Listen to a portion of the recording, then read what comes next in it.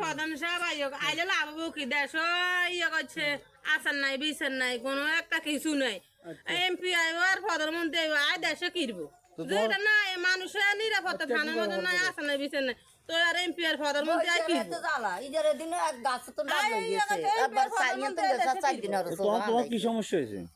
সমস্যা তো চোরাইয়ে থাই থাই চোরাইয়ে আডে আডে মানুষের এমপি আর প্রধানমন্ত্রী দেশের কিছু করতে পারে না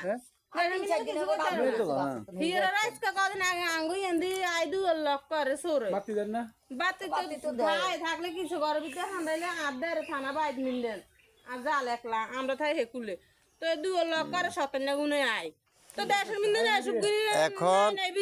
এখন বিষয় হলো শুনুন, এখন তো বাংলাদেশে কোনো স্থায়ী সরকার নাই, কথা বুঝছেন নি? এখন হলো একটা অন্তর্বর্তীকালীন সরকার। এখন এই সরকারের অধীনে তো সবাই স্বাধীন, চোর কন ডাকাত কন লুচ্চা কন সব দলের লোকজন স্বাধীন আছে। যখন ইনশাল্লাহ ফেব্রুয়ারিতে একটা নির্বাচন হইব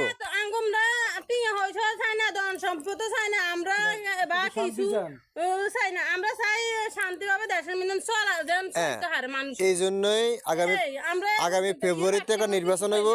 ওই নির্বাচনে ইনশাল্লাহ আপনারা ধানের শীষে ভোট দিবেন। বাংলাদেশ জাতীয়বাদী দল বিএনপি ক্ষমতা আসবে, ইনশাল্লাহ আপনারা শান্তি ঘুমাইতে পারবেন।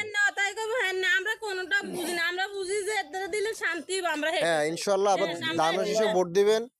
আমাদের নেত্রী হলো আপসের নেত্রী, গণতন্ত্রের নেত্রী বেগম খালেদা জিয়া এখন বর্তমানে অসুস্থ আছেন, ওনার জন্য দোয়া করবেন।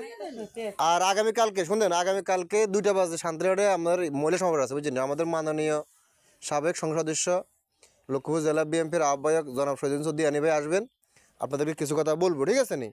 এবং যাইবেন মাইক্য দি, আইবেন মাইক্য দি। আবার ওইখানে গেলে আপনাদের একটা খাওয়ার ব্যবস্থা আছে। হ্যাঁ বরাবর 2টা গঞ্জ চলে যাবেন, বরাবর 2টায়।